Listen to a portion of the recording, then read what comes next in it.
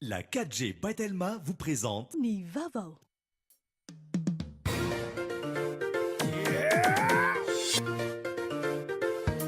Arahinao ny fampalalam-baovao miaraka amin'ny spaghetti Francia. Spaghetti Francia, safidiko safidintsika.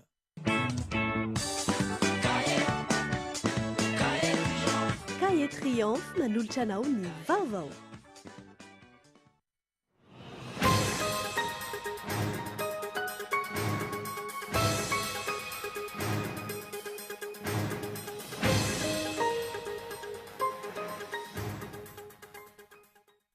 Raika amby roapolo no voalaza ho namony ainy 20 amin'izy ireo no maikila izay nitatitra ofisialy navoaka ny ministeran'ny fahasalamam-bahoaka mikasika ilay lozam-pifamoivoizana nitranga tany Ankazobe ny alatsinainy alina teo 20 kosa ireo naratra. Indray mandeha taona ihany no tokony anavaozana ny lisam-pifidianana ho ny gène na groupe des experts nationaux. Tsy misy resaka ny lalana mampitohy anivady tsarasotra izay voalaza fa ho hatsaraina amin'ity volana aogositra ity tetikasa izay tafiditra ao anatin'ny fampanantenana maro nataon'ny filoham-pirenena. Piasan'ny ministeran'ny fahasalamana roa no nilaza ho nokasian'ny polisy munisipaly manodidina ny 10 tanana androany teo Analakely. Tsy marina kosa izany ho ny lehiben'ireo polisy munisipaly. Farany any ivelany, lehiben'ny mpanohitra roa any Venezuela no nosamborin'ny ekipan'ny filoham-pirenena Nicolas Maduro omaly ary tsy fantatra izay mitondrana azy ireo. Ny antsipirin'izay arahinao afaka fotoana fohy.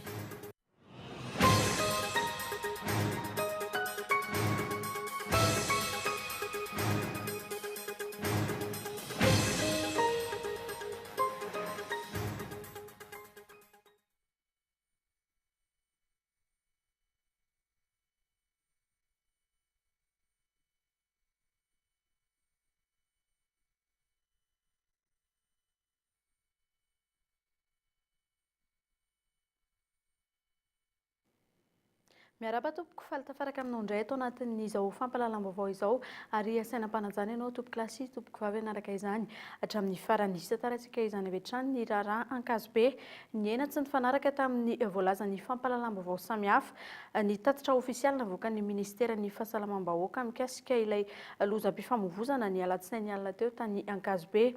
20 no voalaza fa namony ainy 20 amin'ireo no maikila 20 kosa naratra ny fiadizinan'ny repoblika izay nilaza omaly fa 30 no isan'ireo maty sy avy hatrany ary ny fanadihadiana.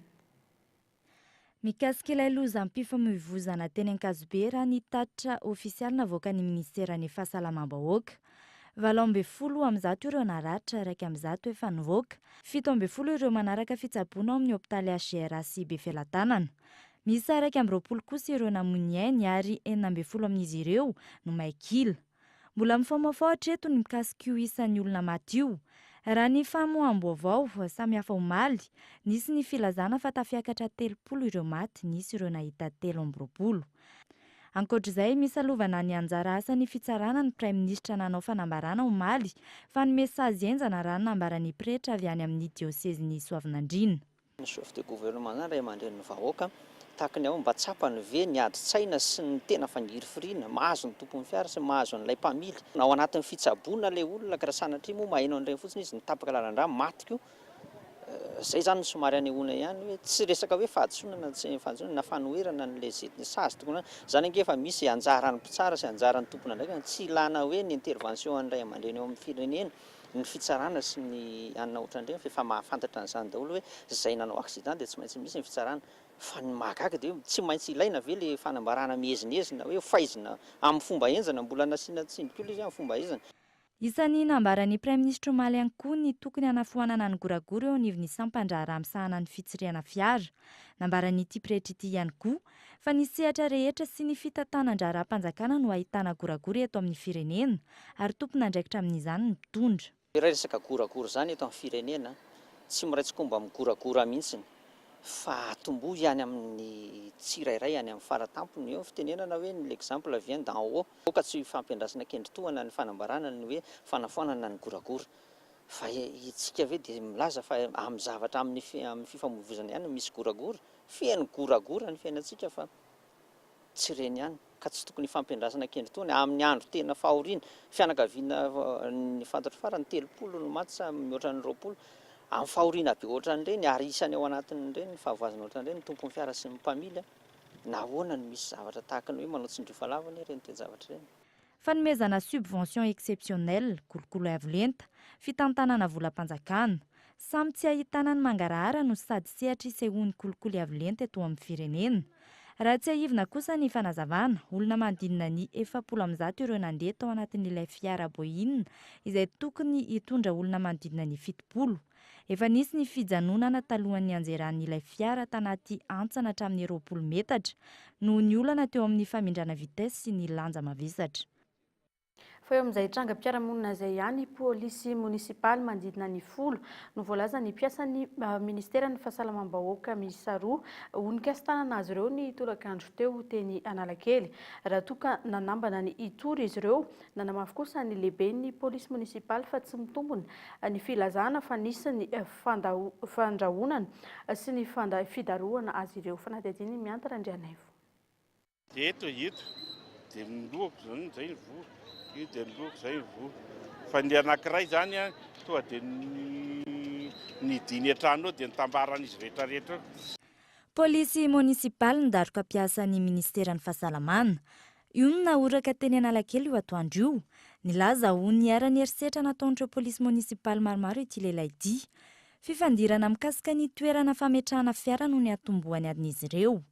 Raha ny fitantarany hatrany, miisa maherin'ny 10 ireo polisy munisipaly nikasitanana azy ireo. Ametraka tôbila fa hinambary, da aveo no paipain'ilay polisy munisipaly. Dia rehefa vita ny dia nateriko taty am-piasana ilay tôbila, dia niveriny zay hinambary. Da aveo tonga dia totondry ny ndroany hoe andao any amin'ny birao hifanazavana fa manino moa nikasy tanana ilay polisy munisipaly. Dia tonga dia noentina taty voaniditra ny vavahady ny lapan'ny tanàna io. Ny lapan'ny tanàna tonga dia nitambaran'ny polisy munisipaly efa ho 10 tonga dia nivonoiny. Dia ao zao ilay anankiray mbola ao tsy hay maty sa velona tsy navoaka fa tonga dia nakatony trano. Nandahan-kitsy rano izany ankilany ny teo anivon'ny polisy munisipaly raha nanontaniana. Tsy nisy ny fikasihan-tanana hoy izy ary hanaovana fanadihadiana no antony tazomana ilay olona iray. Tsy misy raha fahafantarako azy ny compte-rendu azoko nandamina parkina polisy munisipaly anankiray dia rehefa nandamina parkina polisy munisipaly iray dia fiasan'ny santé indray no nidaroko anazy. Dia olona no nampandreto amin'ny poste de polisy amin'ny lapan'ny tanàna hoe dia rehefa vonoin'olona ny polisinareo ery amin'ny anina ery. Dia zay mahatonga ilay polisy intervention nanatona teny dia nakan'ilay olona dia nanatona azy amin'ny komisaria. Ilay fahatongavan'ilay intervention teny no fieritreretan'olona fa hoe namono olona ilay polisy munisipaly. Tsy voazao no narenesana ny sy ny fikasihan-tanana nataon'ny polisy munisipaly. Raha tsy ahivina, isan'ny fitaraina nataon'ny mpivarotra amoron-dalana matetika rehefa misy ny fifandonana eo amin'ny rotonta teo aloha ny daroka sy vono voalaza ho mahazo azy ireo. Izay ohatra no niseho tamin'ny aliny 7 volana novambra 2024. Nisy ny fifandirana teo amina vehivavy mpivarotra amoron-dalana iray vadina miaramila izay niafara tamin'ny fikasihan-tanana. Fotoana fohy taoriana io, voadidiny miaramila mitambasy ny lapan'ny tanàna. Tsy fantatra intsony ny toen'iny raharaha iny hatramin'izao. Tamin'ity androany ity nanamafy ireto mpiasan'ny ministeran'ny fahasalamana ireto fa hitory ny eo anivon'ny polisy munisipaly. Fa anatanteraka fivoriana tsy ara-potoana ny SMM na ny syndikan'ny mpitsara eto Madagasikara n'izy Vaovao izao etsy amin'ny fitsarana tampony etsy Anosy. Raha ny vaovao voaray dia anao tatitra amin'ireo mpikambana ireo ao anatin'ny birao mpitantana, tatitra mikasika ny zava-bita indrindra ny tolona ho an'ny fahaleovantena ny fitsarana.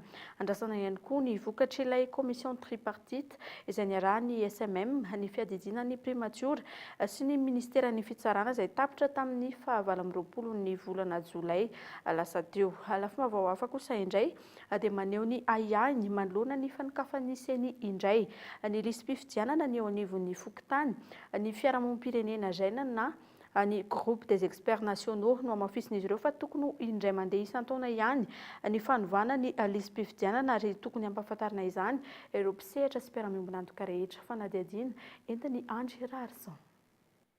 Tamin'ny fomba ofisialy sy manetriketrika ny nanakatonana ny seni ny lisam-pifidianana nasiam-panitsiana araka ny lalam-pifidianana ny volana aprily lasa teo.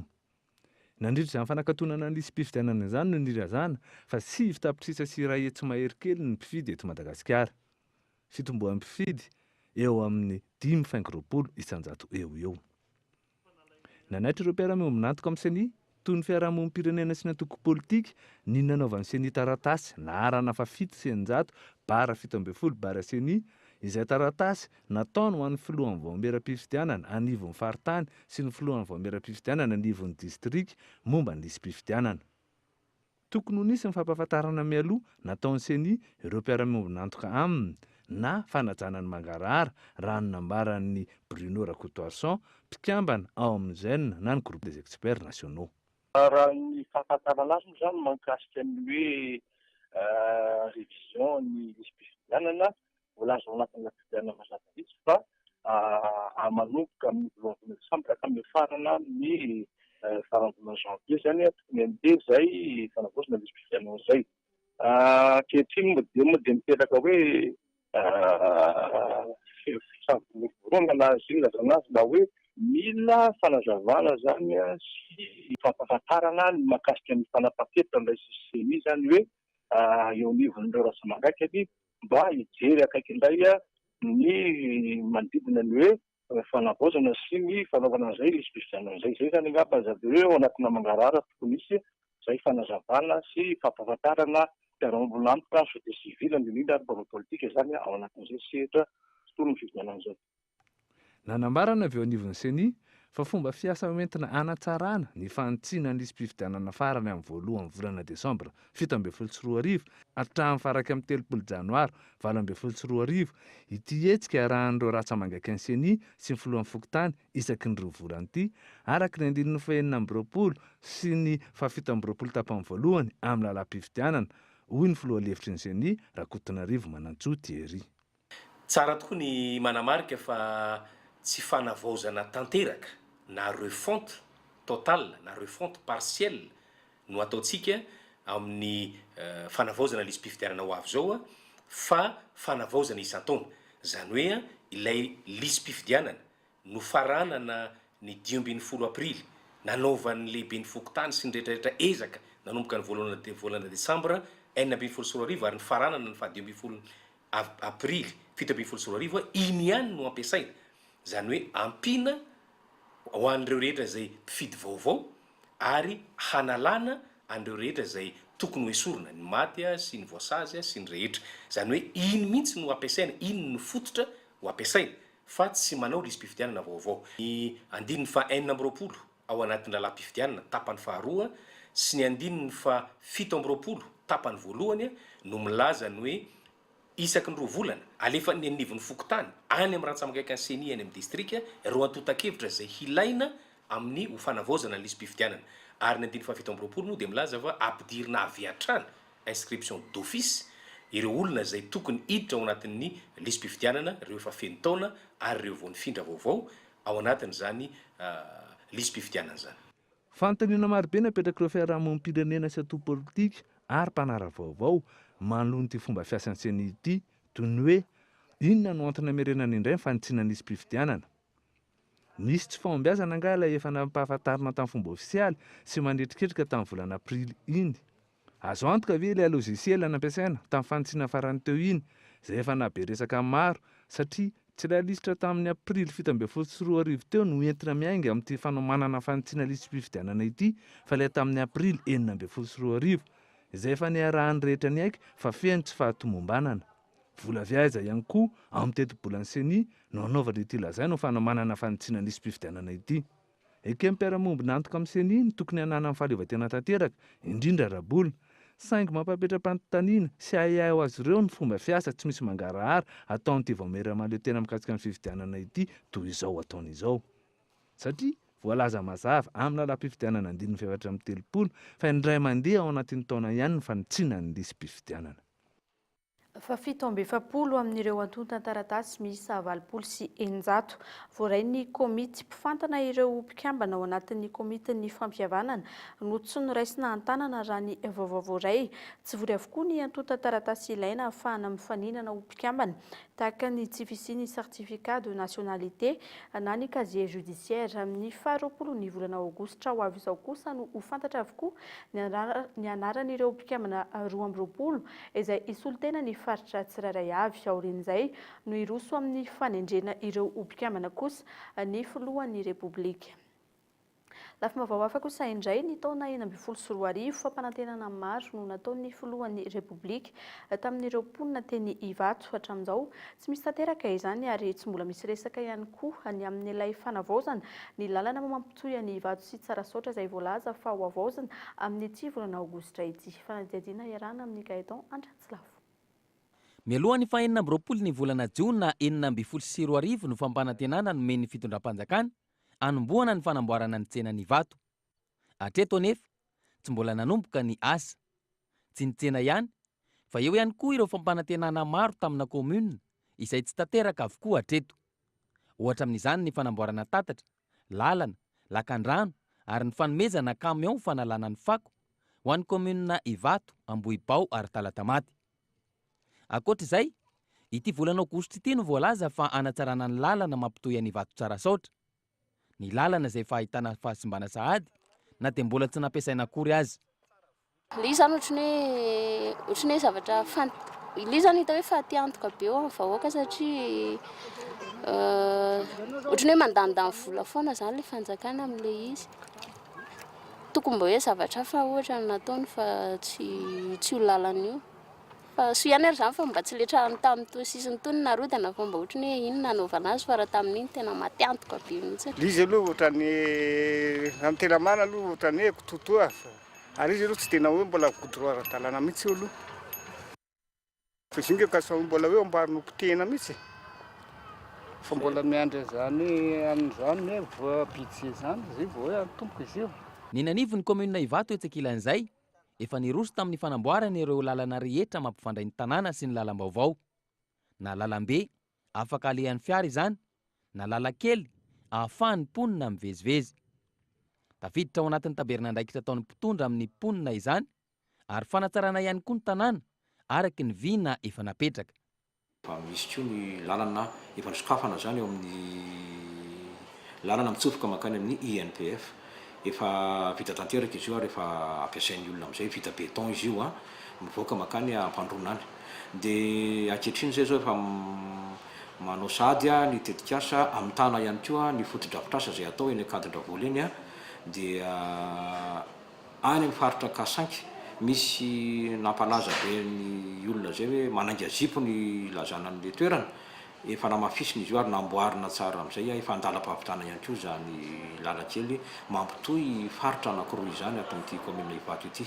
Momba ny resaka tsena io moa izany dia efa mametraka ny fitokisana foana izahay satria olon-dehibe ny fampiresaka moa izahay teo mino izahay fa eo am-pandaminana izay fomba anatanterana ny fanampiana ny komuna zareo amin'izany fanamboarana ny tsena izany. Ankoatra ny fanamboarana ny lalana, manangana foto-drafitrasa ho an'ny fisotron-dronono ihany koa ny komuna.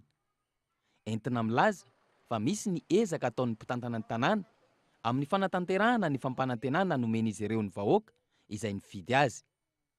Fanontaniana mipetraka manoloana izany ny hoe inona tamin'ireo fampanantenana nomeny filoham-pirenena no tanteraka raha foto-drafitrasa no resahana. Raha ny fampanantenana nomena ny komuna Ivato izay tsy lavitra koa ny renivohitra no tsy tanteraka tahaka izao, azo antenaina ve ny fahavitan'ny fampanantenana nataony any amin'ny tontolo ambanivohitra sy any amin'ireo toerana rehetra no lalovany. Fa vaky ny ady eo amin'ny sampikambana eo anivon'ny Fizafatao na ny fikambanan'ny zanaka ampelezan'ny faritany Toliara. Anton'izany ny fisian'ireo mpikambana mitady hampiditra resaka politika eo anatin'ny fitantanana ny fikambanana. Fiombonana sy firaisan-kina amin'ny alalan'ny fifandaminana kosa no ilaina ranambaran'ireo mpikambana sasany Gaeton Andratsilavo hatrany. Ny fifidianana ny filohan'ny fikambanana no niteraka ny olana eo anivon'ny Fizafatao. Raha ny fanazavana, tsy tokony hiroso amin'ny fifidianana izay filoha ka saina atao ny fahaenina volana aogositra izao ny mpikambana mialohan'ny fametrahana mazava tsara ny sata amin'ny fehny fikambanana. Raha ny fahitako ny zavatra nisy amin'izao dia atao io fifidianana io amin'ilay sisy ka raha miasista ry zareo dia hiteniny faritra androy ohatra tsy manaiky an'io zahay dikan'izay efa tsy filohany région androitsolo zany izay filoha ho lany eo hiteny koa ny faritra anosy hoe zahay tsy hanaiky an'io fifidianana io hiteny koa ny atsimo andrefana hoe tsy manaiky an'io zahay hiteny ny menabe tsy hanaiky an'io ahoana ary ny mba tsy hahatongavana amin'izay dia aleo fandinika aloha latabatra boribory anao zay hatafitany sata amin'ny feny fikambanana aloha zay vao ny fifidianana. Faritra enina no mivondrona ao amin'ny fizafatao: Menabe, Atsimondrefana, Androy, Anosy, Linta Menarandra ary Ibara. Ankoatr'izay, misy mitady hampiditra resaka politika ny fikambanana ka voatonona manokana amin'izany ny filoham-perinasa Maranty Jean de Dieu. Fa ny fikambanana zanaky ny faritany Toliara dia natao hilongoa fa tsy natao hanaovana politika. Ka zatra manangana mapara 1, mapara 2, mapara 3 nareo ka aty amin'ny faritany Toliara, aty amin'ny zanaky Toliara koa mbola hanaovanareo an'izany. Azafady re tompoko, ajanony ny fanaovana zavatra ohatran'izany amin'ny fikambanan-drazantsika. Satria ny fikambanan-draza tsy natao hanaovana politika hitadiavana seza politika fa natao hifampitsinjovantsika amin'ny zavatsarotra misy eto amin'ity tany andalovantsika ity. Ka izahay dia miteny tsy manatranitra hoe raha misy endrika anankiray mitranga ka mampisaraka na volavolaina hampisaraka ny zanaky Toliara dia tsy ekenay zany fa ny filongoa zay zavatra sarobidy amin'ny nananganana an'ity fikambanana ity noka samby tandroviny rehetra na avy amin'iza na avy amin'iza. Ahafahana mamany olana mba tsy hiteraka korotana ihany koa, nilaza ny filoha lefitry ny fikambanana fa tokony ahemitra ny fifidianana izay filoha sy ireo mpikambana ao amin'ny birao mpanatanteraka. Assemblée générale aloha no zavatra tokony ho atao antsoina ny mpikambana rehetra dia misy sata efa nylaniana efa voavola moa zany ka io sata io dia voalazany ty tombozotra ty ihany koa fa tsy maintsy apetraka io sata vaovao io. Ty sata vaovao ty efa vita dia milaza amin'ny article 11 fa 2 taona ihany ny fetra ny fitondrana. Zany hoe tamin'ny 2014 zany tokony fa tapitra ny anay nefa 2015 zao 2017 zao lasa 5 taona.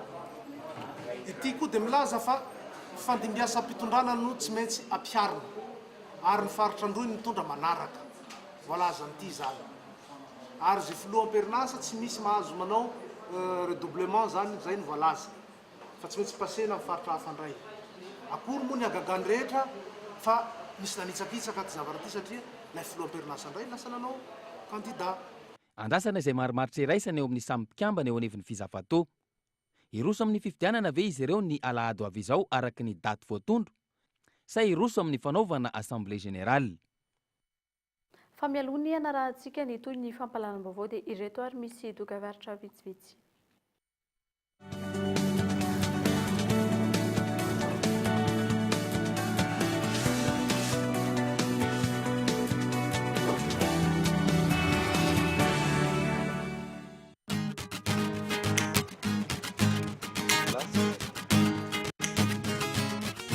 Parabole andray zao ny tena mila engagement ve mila décodera 0 ariary sura fa zay vao teny ivoaka ny sary sura oya oe sura idirana idira sura Parabole Madagascar, tsy misy engagement sady maimay pona ny installation. Parabole Madagascar, la télé comme je l'aime.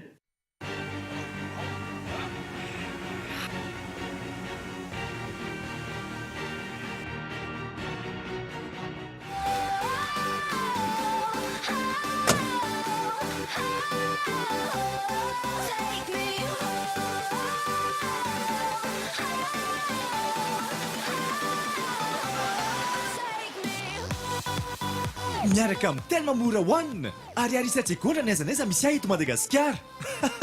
Tsy mila zone Telma, safidiko numéro 1 malagasy.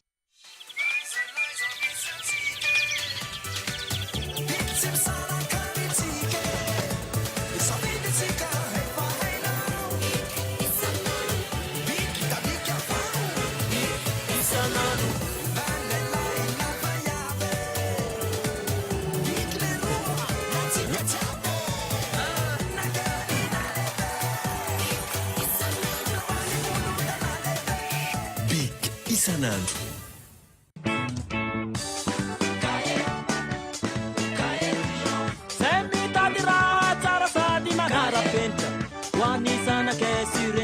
manaka zegny ny mahatonga izahay mampiasa izy io ny olo vasolo tegna sarobidy tegna mazava ny sady fampiasa andavanandro mampazoto matentsekoly amin'ny fahatsarany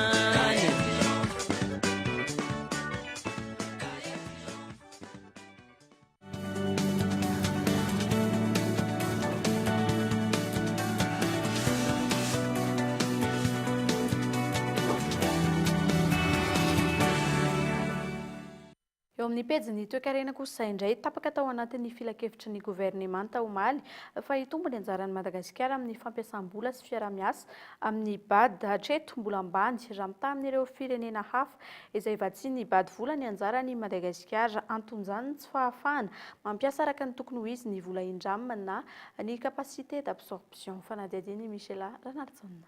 Mitana ny ohatra faingo enina isan-jato amin'ny fampiasam-bola sy fiarah-miasa amin'ny bad i Madagasikara raha nitapaka tao anatin'ny filan-kevitry ny governemanta farany teo hitombo izay anjaran'ny Madagasikara izay iampy 3.3 izany ka ny 2.3 amin'ireo aloha indroa raha ampitaina amin'ireo vola omen'ny bad na ny banky afrikana ho amin'ny fampandrosoana amin'ireo firenena hafa ambany ny vola omenan'ny Madagasikara raha ny fanazavany pay toe-karena anton'izany ny tsy fananan'ny Madagasikara ny capacité d'absorption na ny fahafahana mampiasa araka ny tokony ho izy no vola ny indramina. Ny fiaramiasa amin'ny ataontsika hoe ny mpamatsy vola isan-pirenena torena dia manaraka fepetra maro samihafa famaofao zany ny ataontsika hoe fepetra samihafa mety io miankina amin'ny fahafahantsika mampiasa an'ilay vola omeny io zany ilay antsoina amin'ny teny vahiny hoe capacité d'absorption itsika anefany malaza ho ambany ny fahafahantsika mampiasa an'izay vola izay zany hoe amin'ny teny vahiny hoe manana faible capacité d'absorption zany tsika dia reny koa zany mahatonga an'ilay azo teo vola ihany koa mety somary kelikely indraindray fa io moa miankina amin'ny ihany koa zay natao hoe mety ho lafin-javatra faharoa koa miankina amin'izay tetikasa ilana fanampiana ihany koa. Miankina betsaka amin'ny tetikasa ampiasana ny vola omen'ny mpamatsy vola ny tombotsoa azo raha ny fanazavana hatrany hatreto aloha tsy hita mazava ary tsy azo tsapain-tanana ny tombotsoa azo tamin'ireo vola amantapitrisany azo tamin'ireo mpamatsy vola tahaka ny bad. Ny tombotsoa moa zany ohatran'ny hoe ny amin'ny ankapobeny ny raisina amin'ny hoe ireo ilay mpampiasa vola eto amintsika na moa zany tsy hoe mpampiasa vola moa zany fa mpampiasa vola indray lasa hoe investisseur fa hoe mpampindram-bola anatin'izay satria zany hoe banky afrika momba fampandrosoana zany misy apahany betsaka averina ihany koa vola rehefa avy eo ka ny tombotsoa moa zany dia hoe miankina amin'ny tetikasa azahoana zay fampindramam-bola zay hoe ilay tetikasa ve tena mitondra tokoa misy vokatsoa any amin'ny fampandrosoana ny Madagasikara eo angambany zany ny atao hoe vokatsoa na hoe tsy mitera vokatsoa izy eo ny tokony jerena zany hoe ilay tetikasa. Nanomboka ny taona 10 na hatratra $2 miliara ny fampiasam-bola nataon'ny bad ho an'ny Madagasikara. Ho an'ny taona 17 mitetina $100 ny ampahany voalohany nomen'ny bad, $2 miliara kosa ho amin'ny sehatry ny fambolena sy ny angovo. Sehatry ny fanabeazana kosa indray dia manana 12 andro hikarakarana ireo antota taratasy ireo sekoly tsy miankina amin'ny fanjakana tsy mbola manana fahazon-dalana mety isy arak'izany ny fanakatonana ny sekoly tsy miankina amin'ny taom-pianarana 17 raha toa ka tsy vita izay taratasy fahazon-dalana izay fanadihadiana entiny mioramanitra. Sekoly tsy miankina manodidina 7 ny fantatra fa tsy manara-dalàna manerana nosy amin'izao fotoan'izao raha ny antotanisa azo avy amin'ny ministera tompon'andraikitra. Araka ny antotanisa hatrany, nahatratra 70 ny isan'ireo sekoly eo ho an'ny taom-pianarana 12 Ny 20 tamin'ireo sekoly ireo ihany arak'izany no efa nahavita nangataka ny fahazon-dalana teny anivon'ny ministera sy ny Sisco. Tsy maintsy hiroso amin'ny fanakatonana ireo sekoly tsy manara-dalàna amin'ny ministera tompon'andraikitra ho an'ireo sekoly tsy manao ny dingana azona ny fahazon-dalàna isokatra.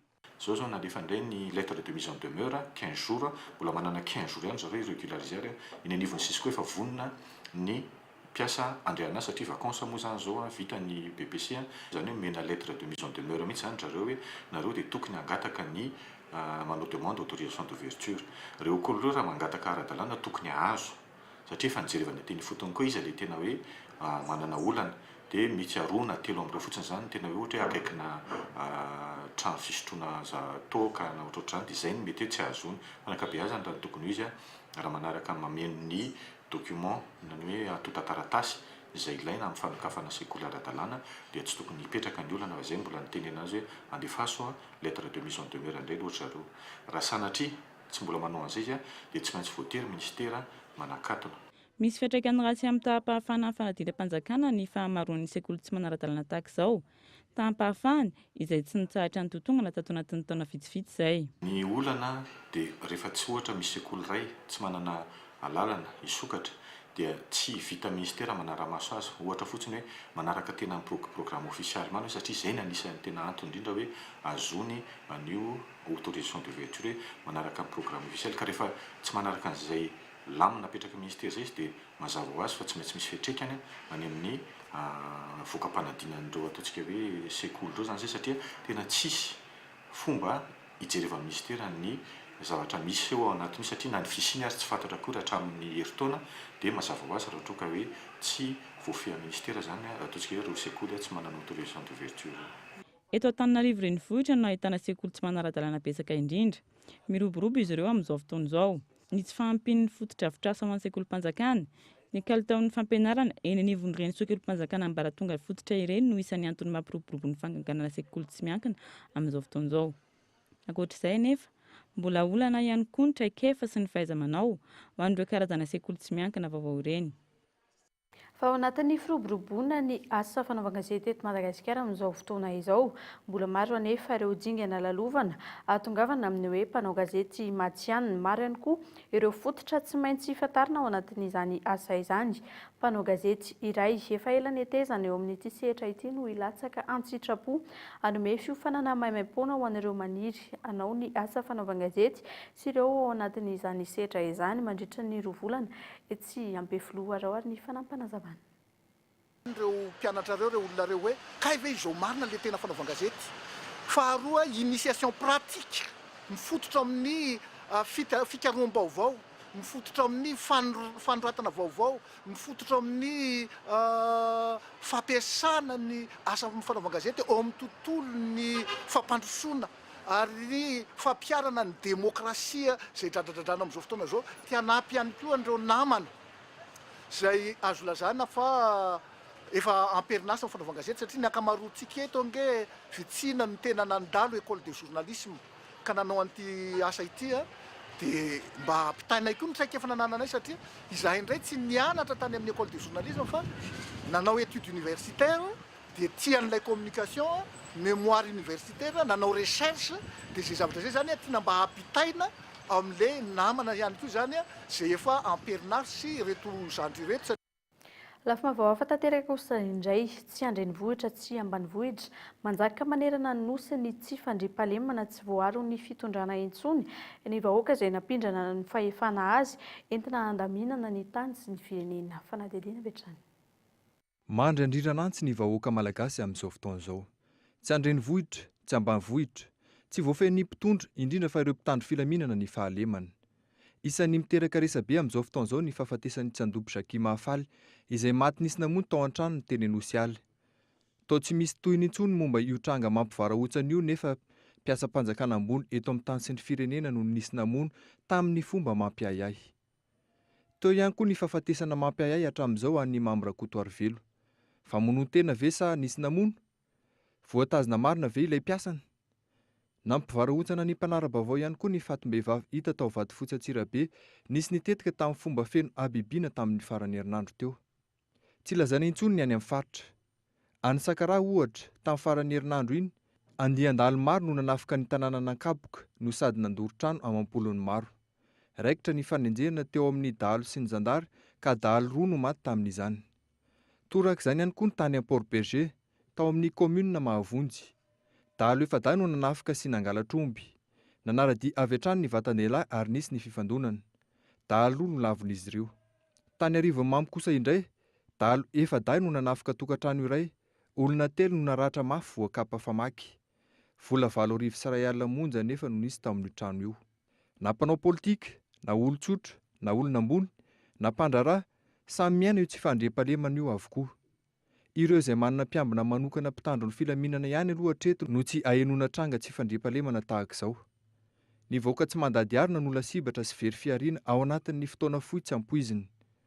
Ny mpitondra milaza hatrany fa andray fepetra entitra saingy tsy hita mivaingana izany hatramin'izao. Fa fahiny ny tanàna voalohany misy ny rova Manjakamiadana sy Ambomitsibona ary Andafiavaratra ny tanàna voalohany teto Antananarivo ny tendrony avaratra amin'ny vombon-tendrombohitra misy any Antananarivo no antsoina hoe Faravohitra. Raha ho any fanadihadiana iarahana amin'ny Andry Raritsoa.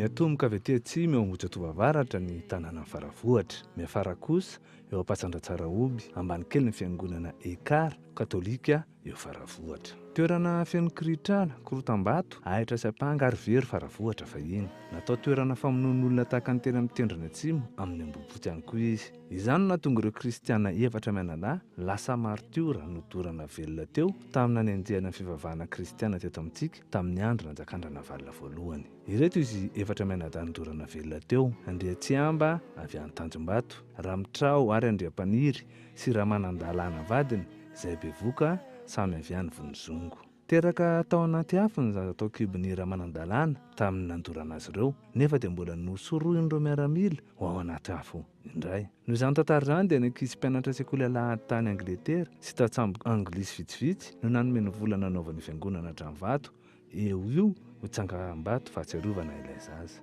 Ny toerana nandorana azy ireo dia misy ny Tranvato Fitsikema Faravohatra ankehitriny io.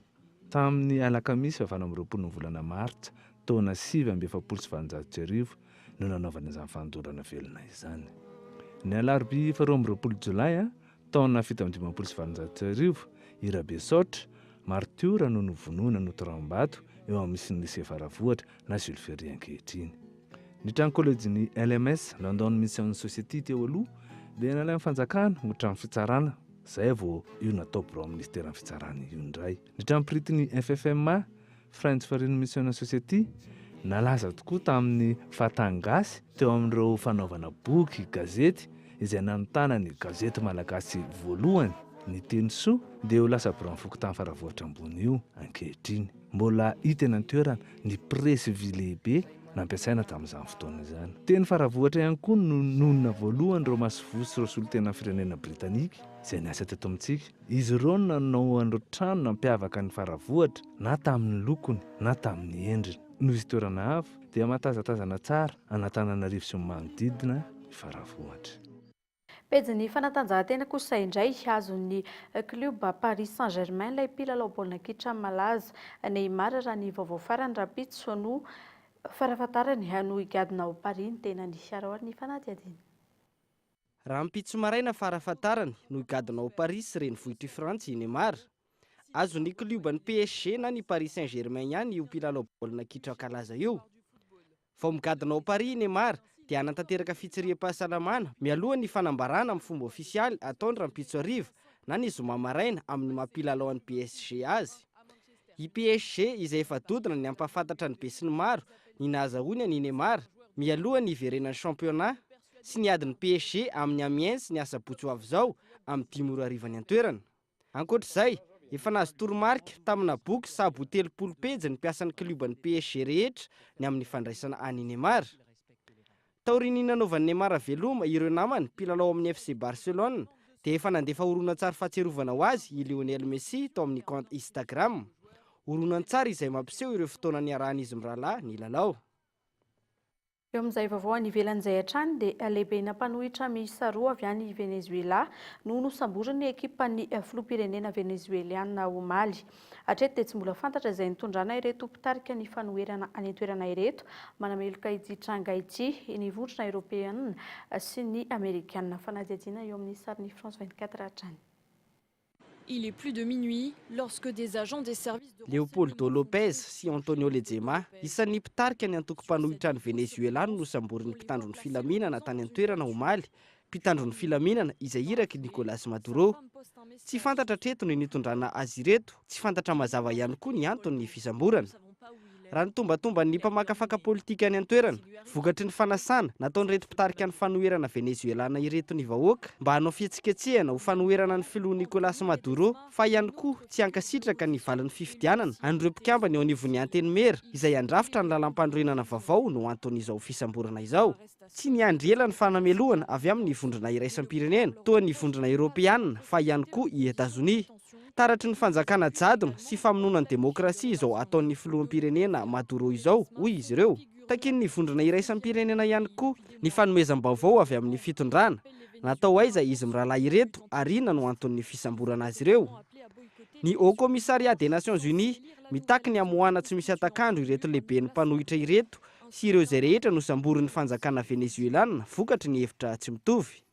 Famelohany tena isarana amin'izao ala izao tompo-klasy tompo-vavy andeha atsidika aminao ireo vaovao nisongadina tamin'ity androany ity. Iraika amby roapolo no voalaza fa namony Inde 12 amin'izy ireo no maikila izay no tatitra ofisialy navoakan'ny ministeran'ny fahasalamam-bahoaka mikasika ilay lozam-pifamoivozana teny Ankazobe 20 amin'ny zato ihany koa ireo naratra tao anatin'izany fa indray mandeha isa-taona ihany koa no tokony anaovana anavaozana ny lisy mpifidianana raha nambaran'ny GEN na ny groupe des experts nationaux tamin'ity androany ity. Farany dia tsy misy resaka lalana mampitohy ny vato sy tsara saotra izay voalaza fa ho hatsaraina amin'ny volana ity tetikasa ity izay tafiditra ao anatin'ny tetikasan'ny filoham-pirenena. Izay koa tompo-klasy tompo-vavy no entina manakatona tanteraka ny pejy fampahalalam-baovao tamin'ity alina ity ankasitrana feno ianao izay tsy nisaraka taminay hatramin'ny farany. Veloma tompoko.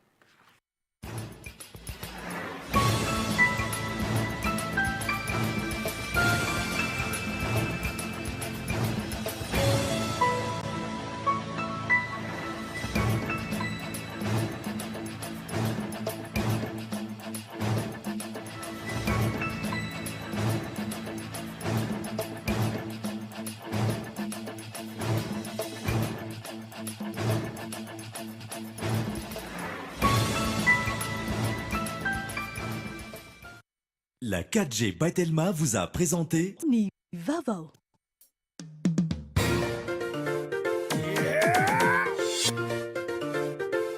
Ny fampahalalam-baovao narahinao teo miaraka amin'ny spaghetti Francia. Spaghetti Francia, safidiko, safidintsika.